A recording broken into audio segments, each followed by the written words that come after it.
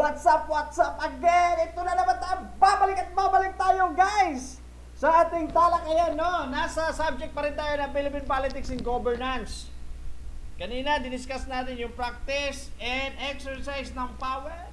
Bago itong discussion natin ngayon. So, pangalawa ng discussion natin to, ha? So, talakayin natin ngayong araw na to yung isa sa pangalawa sa ating tatalakayin ngayong araw. Subject pa rin ng Philippine Politics and Governance. Specifically, we're going to discuss about the types and consequences of power. Ito yung mga consequences kung may kapangyarihan ka na. Yan, ha? So, matututunan natin yan, mga kapatid, sa pananampalataya. Basta may pananampalataya. Ha? Kumusta? Kumain na kayo dyan, mga kaibigan ko, mga tropa. Ha? Kumain na kayo dyan? Tanghali na naman. Di ba? Tuloy-tuloy lang ang buhay, no? Yan. Yan, pag-usapan natin itong ang topic. May idea na kayo dito sa types and consequences of power. So, let's go on to the types of power. Bago yan, shout out sa ating mga kaibigan, sa mga tropa, no? Sa mga pinaniniwalaan ever since. Right, yan ang importante dyan, guys. Okay, i-monitor natin kung tayo talaga ay nakikita sa ating discussion. Yan. Okay, mayroon nga. Okay, yan. Ito po ang inyong lingkod na si Teacher Nelson Porcian Kula. Isa sa subject na ina-handle is about the subject Philippine in Politics and Governance. So let's get into the discussion about the topic. The topic specifically is the types and consequences of power. Did you hear that? Do you have a power? Are you in the politics? Are you an elected officials of your barangay? Is your parents is elected official in your barangay or even in the municipality where you are locating? So let's go on to discuss with that. And you must say or you must share this learning and share my channel, my YouTube. I have the Lakwacherong EBM. This is the channel that I'm using right now. And of course, I have also the YouTube channel. Another one that is the Coderno ni Kuya Nelson. The third one, I have the Nelson Porcian Kala. The name there is Nelson. And then I have also a Facebook page wherein you can follow and also like my page, the so-called Primo. You are my cousin. You are my primo. Guys, what's up, my man? And then I'm also likewise second the FB page, which is the EBM. The third one is the Pangat programs of the SUS. These are applicable for the bloggers. So, no further ado, let's go into the discussion with this one. So, first and foremost, I'm going to discuss the types of power. Wherein, as you can see, we have the reward power. Ayan. So, the rewarded. Maybe something like that. So, what is it? Reward power. So, let me read this to you guys. The influence is based on the ability to distribute incentives. May ability ka mag-distribute ng influence. May power na. Ability to distribute incentives or rewards to control other people. You want to control other people, therefore, you give an incentives or the rewards. Types of power. Reward power. Kaya, be aware and you must be conscious, perhaps, to the people around you, especially the person who was the persuasion. So, that's what we learned. And also was the rewards, so-called, that in terms of practicing the power that we have discussed lately about before these topics. No, so that's it. You must be very particular with that. Okay, the second bullet point, why there is a reward power, we have the target person complies in order to obtain rewards. He or she believes are controlled by the agent, which either be tangible or intangible. So that's the rewards. Physically substance or not physically substance. Like for an instance, a teacher gives additional points for students for perfect attendance. You as an student, no, have you been experienced with like that way? That the teachers give you additional points as you are perfect the attendance. But of course, even though no, even it must not be give to students, but it's a duty or obligation of the students, no, to be presented, to be present always in the class, no, by platform or even inside the classroom. But anyway, so some people are motivated by rewards. Well, very obvious. Even me as a teacher, you know, with my wife, I just appreciate my task, my output, and whatever the tasks that have been completed and done. But of course, there is a reward. So, anything else about the rewards? About you as a student, what rewards have you received from your parents and even from your neighbors, from the leaders, from your teacher? So, I know that you remember all of those. So, may become more productive. That's the purpose of that. Reward power for you to become productive. So, even if you are an employee, so the reward is very important and highly appreciated because it reflects about your being productive in a certain period that being assessed. That's the performance, right? So, yeah, that's the reason. But it can also be a cause of unproductivity. So what does it mean? Unproductivity in other on the other hand, that there are also other students or even your co-employer or fellow students, if you are students, right?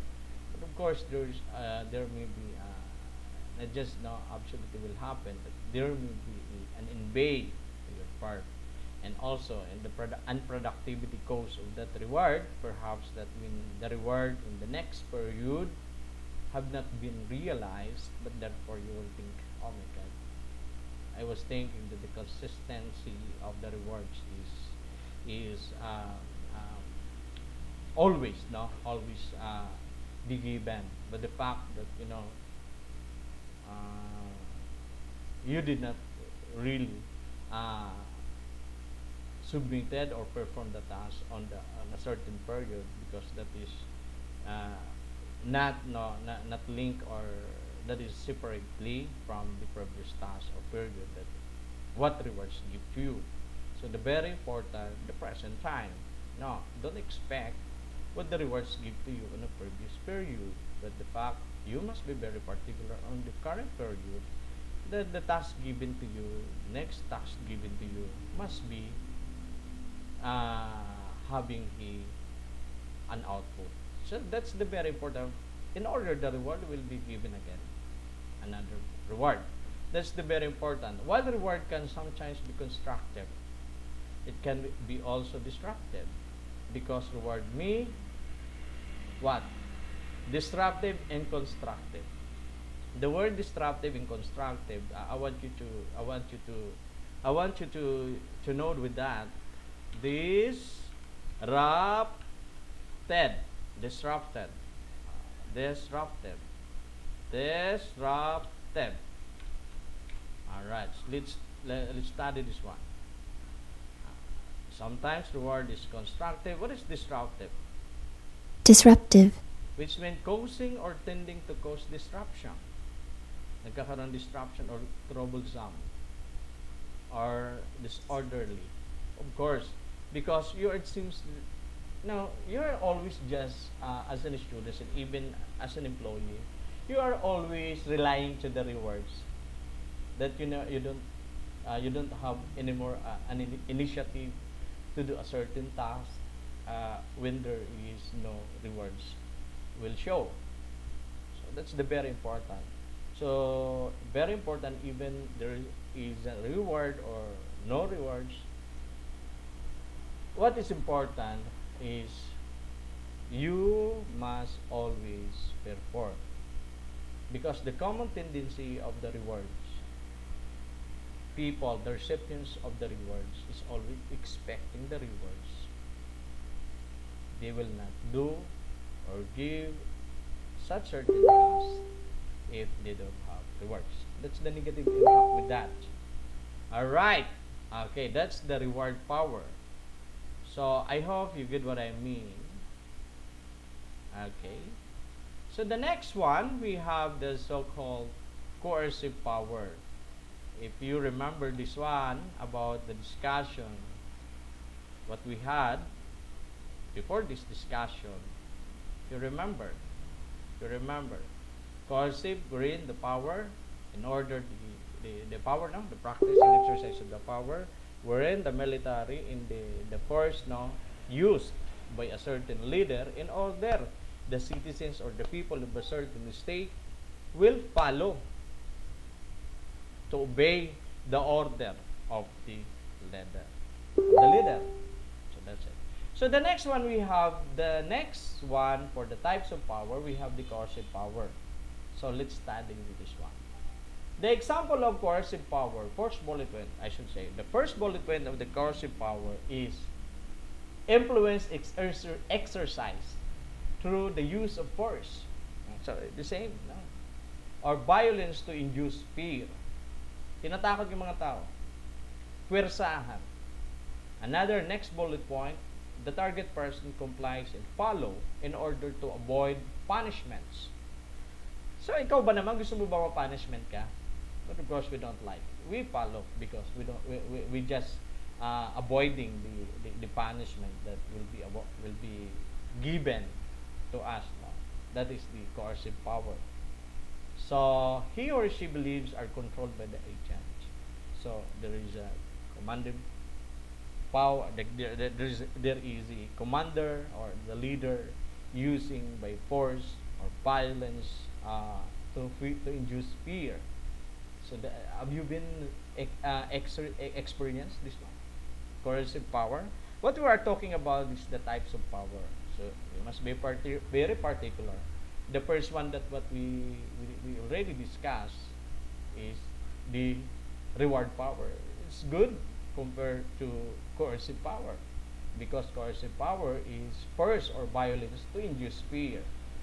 And then the reward power is ability to distribute incentives or rewards to control other people. That's the reward power. But nevertheless, when there is a positive impact or advantage, we at least know, we know that the disadvantage, we know that there is also another disadvantage, but the advantage impact of the reward is more likely or much more compared to the disadvantage. Alright, so that's the coercive power, that is a force or violence to induce fear. So the next one, okay. The example in the coercive power is a bully over his or her victim. Okay. Bully or over his or her victim.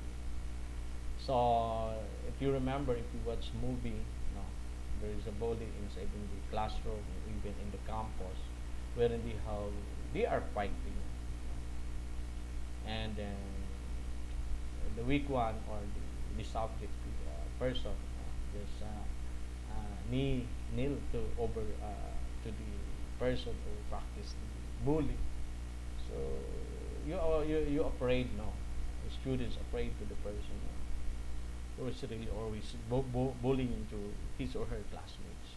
So no one likes to be treated some sort of like that, and is likely to cause anger and alienation. As a consequence, members refuse to enact, and resist to follow orders. Sinusunod mo na lang, and unwilling to accept the influence of the leader. So, if you are unwilling to accept the influence of the leader, so luluhod ka, di ba? Pakakainin ka sa tae. No? Yun. Ganun yun, ha? So we have the third one about the types of power is, what is this? Legitimate power. What is this, the legitimate power? So ito yung taong lehitimo, legitimate, legal, na may kapangyarihan. So who are they? Na talagang yung ginagalang mo. Yan.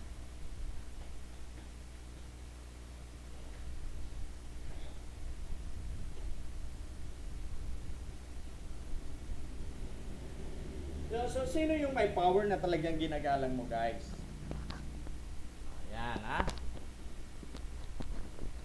The influence is based on the position in authority of a person in an organization. Are you belong in a certain organization? Do you have an organization? Have you experienced about the power given to you about from the higher position or the leader of your organization? So if you experience that, so you recognize him or her as your leader. You give respect. That's the very important. The target person complies because he or she believes the agent has the right to make the demand. Yung agent, yung leader, may karapatang mag-demand. And the target person has the obligation to comply, just like a queen over her constituents. The king, the queen, what orders or command either is obeyed by his or her subordinates. And even in an organization, me as a teacher, I follow my principal, our commanding in chief.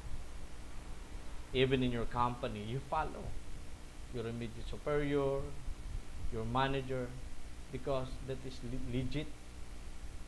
He is authorized. He has a power, no? Kumbaga nasa posisyon. Even the government, no? The police, respect the police. The implementation, the enforcer of the law. The president, we follow to the president what is the order of the president, because that is legitimate power. Okay? The next one, we have the so-called expert power. What is this expert power? What is this the expert power? Expert ka ba? So, is the ability to influence or control person behavior based on special skills or knowledge. So, of course, this is very obvious. There is a person who expert, even in auditing, in accounting, the service of an engineer, the service of an IT department or an IT expert, the accountant or even the businessman follow about the system given of the expert, or especially accounting system. And aside from that, expert from the medical, from health, we follow what is the dosage, no? The prescription given of the doctor, we follow. We bought the medicines, yung resita. So we bought that, and we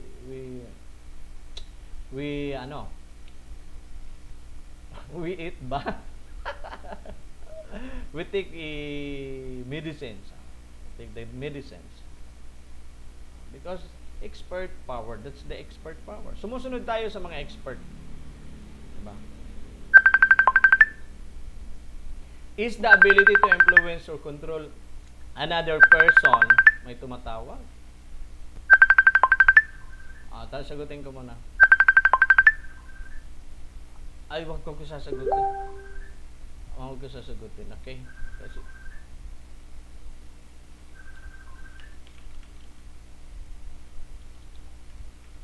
alright, natumawag. Sinagot ko lang. Okay, yan na nga. Yan, guys. Mukha yata ang aking naharangan yata yung ano ko doon. Yan, naharangan eh. Alright. So, let's continue this one.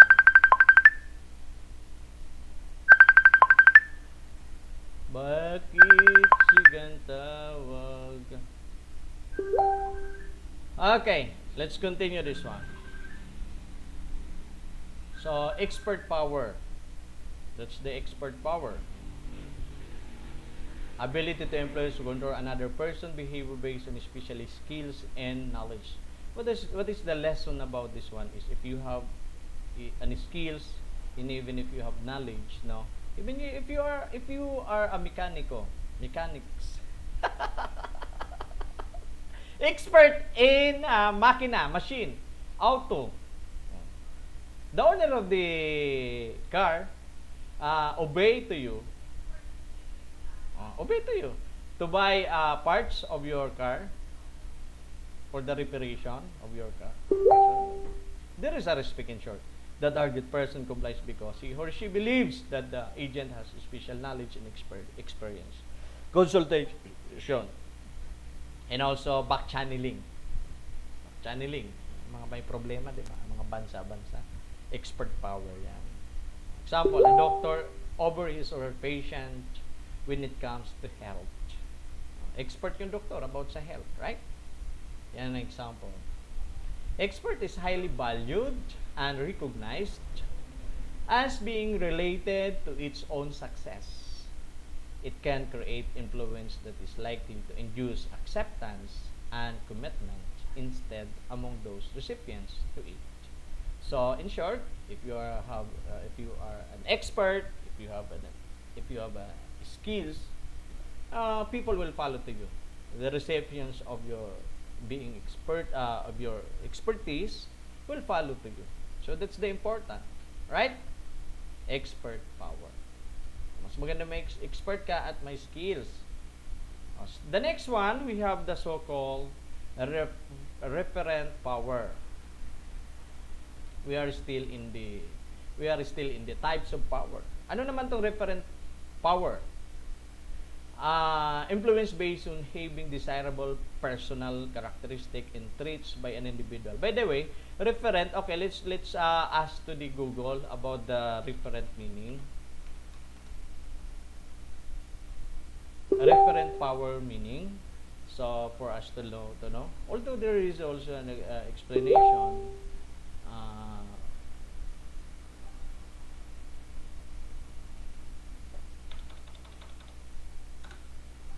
sabi dito, power of an individual or group over others. Ikaw, individual ka, may kapangyarihan ka ba? Sa grupong kung saan ka nabibilang.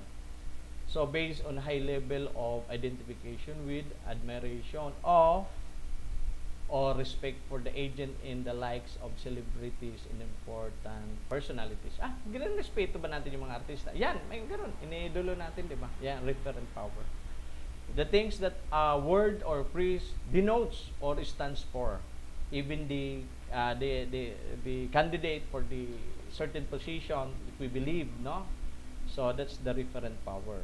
Like example, Pope Francis over the Catholic Christians. That is the referent power. Power of an individual or group over others. May kapangyarihan ka sa community, sa society, sa grupo. Umiidolo sa iyo mga yan. No? So, members are likely to give special attention to a head with whom they identify. Yun, si Pope John Paul. And who has the respect, binibigay respect, and admiration. People who are able to use referent power can usually exert influence without creating alienation among their followers. So, you did not give an violent like force, like alienation among their followers, but the followers you have initiatively, no, and their wants to your followers want to obey your command, no, support you, give respect to you. That's the referent power. Okay. So, we learn about the referent power. So, what are the types of what is this? What are the types of power? Ito natin, the types of power, we have the reward power. Yung isang bata, binibigyan natin reward. Coercive power, ginagamit natin yung force, diba? Violence, to induce fear. And then we have the so-called legitimate power, legal, na siya talaga yung may kapangyarihan, yung hari, yung king, yung presidente. Expert power. If you are doctor, yan, may power ka. Kasi if you are mekaniko, may skills. Referent power, si Pope John Paul is, si Pope John Paul, kung sino man yan. Bibigyan respect, right? Referent power. Pope Francis over the Catholic Christians. Alright. Note, the first three types, power, reward, coercive, illegitimate, are classified as formal. Sino yung formal or organizational power? Si reward, si coercive, at saka si legitimate. Wherein each power is established from a person position in an organization. Na-establish yan sa organization. Hence, they require strict compliance. Yung mga may kapangyarihan, sinusunod yun, guys. The last two types of power, expert and referent, are classified as personal or individual power, for each power is derived from personal characteristic and traits. Thus, the response is not obligatory by voluntary. Di ba? May mga Kristiyano naman na hindi ganun. Correct me if I'm wrong. Mayroon certain religion, I should say na lang ganun. May certain religion na minsan mayroon siyang na it's either susundin niya, it's either bibelieve siya sa leader nila. Nasa kanya, voluntary, not obligation. Yan yung voluntary, expert, and referent. So, we will go on to the consequences power. Consequences. Siyempre, pag may kapangyarihan ka, may consequences yan.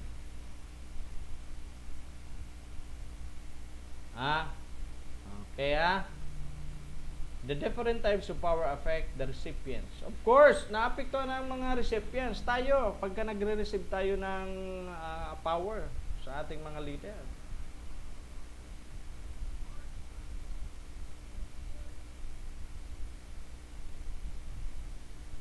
Yan.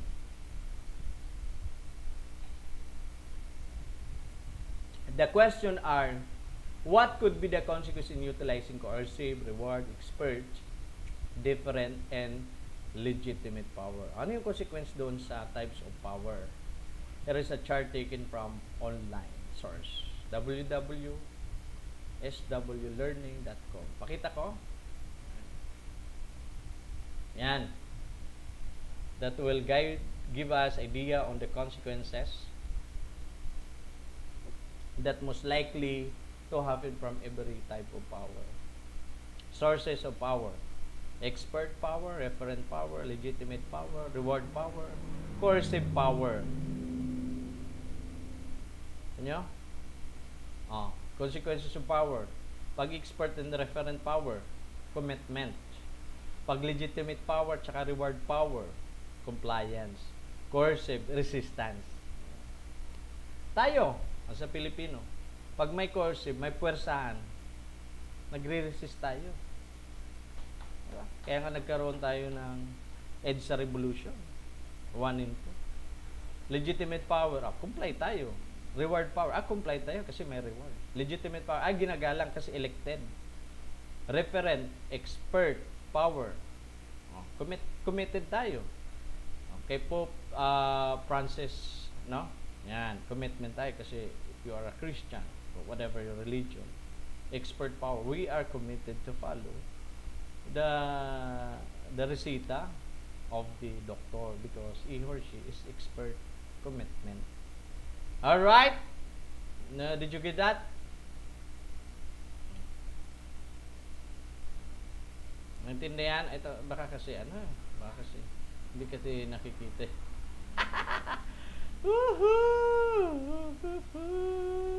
Ipakita ko. Ha? Ayan. Pakita natin. Ayan.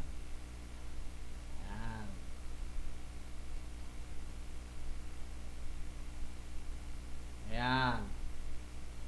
Di ba? Expert power, referent power, committed ka. Kasi yung isang doktor susundin mo para mapabuti ka. Referent power, yung religion natin, sinusunod natin, kaya committed ka. Legitimate power and reward power, may reward, compliance tayo. Legitimate power, elected yan, president. compliance tayo. Coercive, ay, may puwersa, nanggagaling sa taas. Nagkakaroon ng EDSA revolution. Kasi nagre-resist tayo. Ayaw natin sa pamamalagat ng ating leader. Yan na. Source of power, consequences of power. Alright. Yan. So, yan. Natututo tayo ng bahagya. Konti-unti lang. Hindi naman tayo masyado, dyan. Pasimplihan lang natin. Diba? Tama? Consequences of power. So, let's go on to first, consequences of power. Let's emphasize in detail. So, we have the so-called commitment. Commitment. Alright? Commitment. So, that's the commitment. Dedication to a cause or principle. An obligation, responsibility, or promise that restricts freedom from action. Freedom ka pa rin. May kalayaan ka pa rin sa action mo. Kasi, committed, pero sometimes, di ba, hindi mo ginagawa yun. But I'm committed. Some sort of like that. Commitment result of persuasion, inspiration, consultation, and collaboration. Dedication to a cause or principle. Prinsipyo ko, ito yung dahilan, swerte ko kapag nasa reliyon akong ganyan. Na-feel ko yung Panginoon, presensya ng God. Yan. Dedication, that is why we have a dedication. Obligasyon kong magsimba. Obligasyon natin magbigay ng aras. Aras ba yun? Yung abuloy? Abuloy ba? Yung isa, binibigay natin pa nagsisimba. Responsibilidad ko bilang Kristiyano na huwag mataas pag ninegosyo yung kita. Yung mababa lang porsyento. I promise na utos ng 10 commandments, some sort of like that. Persuasion, inspiration, consultation, and collaboration. So, the next one, from the commitment, is we have the so-called compliance. Ito yung nakita natin kanina.